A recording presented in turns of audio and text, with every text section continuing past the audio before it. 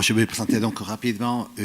les programmes de coopération RSB et Rosario Santiago Bordeaux, qui est mené par l'ENSAP, la faculté d'architecture et d'urbanisme de Santiago du Chili et la faculté d'architecture et d'urbanisme de Rosario en Argentine. Et cette coopération trilatérale, donc, elle est déjà donc 14-15 ans, donc elle est développée depuis 2004 et elle porte principalement sur un workshop intensif des projets territoriaux et urbains accompagné d'un séminaire international et qui est organisé donc chaque année et dans une période de 10 jours, fin août, début septembre, et de manière alternée à Rosario en Argentine et à Santiago du Chili. Et elle s'adresse donc aux étudiants de l'ENSAP de la formation d'architecture et de la formation paysage, donc 15 à 20 étudiants du haut master, et la plupart sont des étudiants à mobilité en Amérique du Sud qui se déplacent pendant donc ces 10 jours et ils sont donc rejoints par des étudiants et ponctuellement donc qui viennent de Bordeaux et voilà donc on arrive à 15 à 20 étudiants et en plus de cela il y a des étudiants de niveau équivalent des facultés de Rosario et de Santiago et qui vont donc soit à Santiago soit à Rosario et qui en tout donc on doit être donc une centaine d'étudiants chaque année et il est animé donc côté ENSAP par moi-même architecte de la formation architecture avec Anouk Debar et qui est paysagiste de la formation paysage de Bordeaux qui voilà c'est un fait qu'il faut remarquer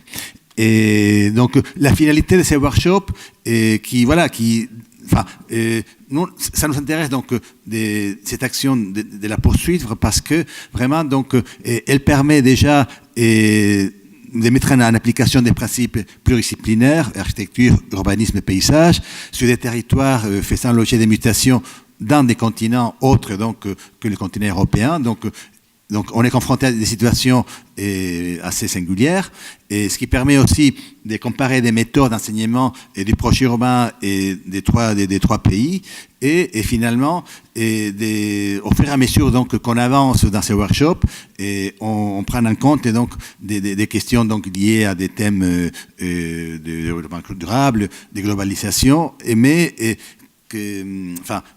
qu'on les aborde et confronter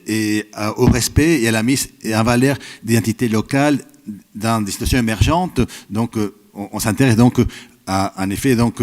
on parle des thématiques qui sont présentes partout, mais on les étudie en les confrontant donc à des milieux particuliers. Et pour cela, donc, ces workshops séminaires sont réalisés en partenariat avec les collectivités locales concernés, et ce qui nous a permis de compléter ces programmes de workshop et par une action qui fait partie aussi de l'accord de coopération qu'il y a à l'école de Bordeaux avec Bordeaux Métropole, c'est-à-dire il y a des stages de 4 mois qui sont proposés à Bordeaux Métropole par des étudiants de Rosario et de Santiago, donc chaque année depuis 5 ans, ou si je ne me trompe pas, et puis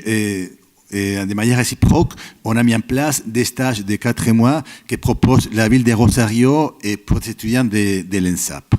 Donc voilà, c'est un réseau qui se consolide. Et là, je vais vous présenter donc rapidement pour illustrer quelques thèmes et quelques images des workshops pour qu'on puisse donc bien voir donc qu'on est confronté à des situations particulières, des thèmes et peut-être, même s'ils sont de ressemblance, parce qu'il s'agit bien sûr donc de l'impact d'infrastructures en obsolescence ou des programmes d'habitat ou des programmes d'iotourisme, enfin des problèmes globaux qu'on peut trouver partout, mais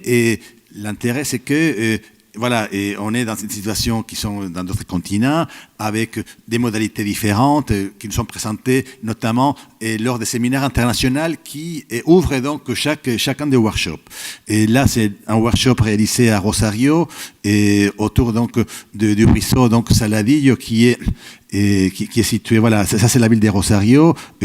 deuxième ville d'Argentine, plus d'1 million d'habitants, et face au fleuve Paraná, donc ville portuaire ferroviaire, et avec donc en marche de la ville, donc voilà, et un ruisseau avec une banlieue industrielle qui est en déclin et où la ville donc pense déjà donc à créer des équipements et des activités de révalorisation Et voilà donc le site, on voit très bien dans un ancien frigorifique et des équipements, des loisirs qui fonctionnent mais qui sont entourés quand même d'un habitat assez précaire. Et voilà, donc à partir de là, donc on a demandé donc aux équipes et des étudiants de préparer donc chacun dans 6 semaines donc des propositions et que je vais vous présenter. Voilà. Et l'intérêt, c'est que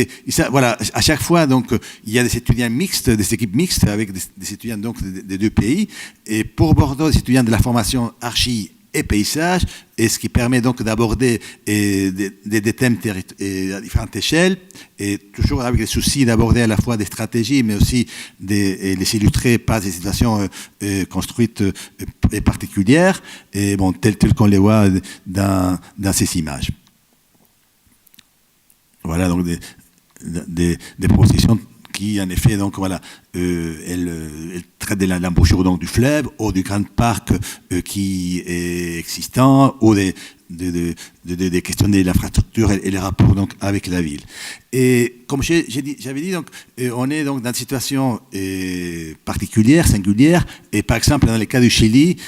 bon, il y a donc un événement malheureux, donc un tremblement de terre et un tsunami en 2010. Et bon, l'université nous a proposé de travailler justement dans un des villages qui était gravement endommagé par ces tsunamis. Et les s'appelle Iloka, qui est situé, voilà, là,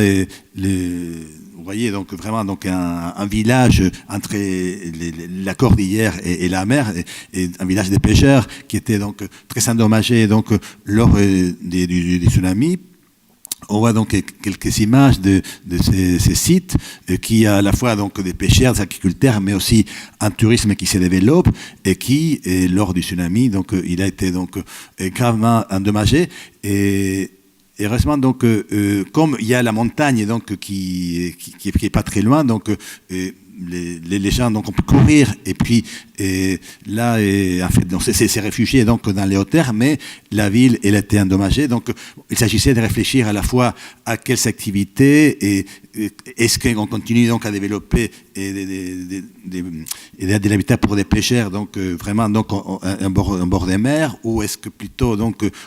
on développe plus dans les hauteurs, qui ne correspondent pas donc à la culture des habitants. Bon, il s'agissait donc de réfléchir à ce type de questions, et par l'équipe d'étudiants et d'enseignants qu'on voit à nouveau.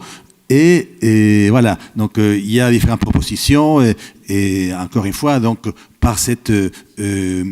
articulation des différentes échelles, et on a pu penser donc à la fois à des nouveaux types d'organiser les territoires dans les hauteurs, etc. Et pour finir, les derniers workshops donc qu'on a fait, c'était à Santiago de Chili, qui était à 40 minutes de la cordillère des Andes. Donc du coup, il y a même donc une partie du Grand Santiago qui fait partie de la capitale, où il y a des stations de ski qui enfin, bien sûr, donc, ce sont comme toutes les stations de ski dans ces pays-là sont destinées donc à un public donc assez aisé. Donc, il s'agissait de promouvoir donc d'autres actions, et puis utiliser donc ces sites aussi bien dans la saison du ski, mais aussi pendant l'été. Voici donc les sites. Bon, encore une fois, donc c'est des occasions pour pouvoir donc être confronté à des thématiques assez uniques. Donc là, on est vraiment donc à presque 4000 mètres de hauteur dans des villages donc des Andes, et on a donc voilà réfléchi à conforter donc un village du ski qui périclite, et dont il fallait donc pouvoir trouver des actions adressées donc au grand public qui puisse fonctionner donc aussi bien donc pendant l'hiver que l'été. Voici donc l'une des propositions d'une équipe qui a travaillé de manière donc assez astucieuse, aussi bien donc voilà en traitant des questions du territoire, mais aussi des programmes imbriqués dans ces territoires, donc travaillant donc sur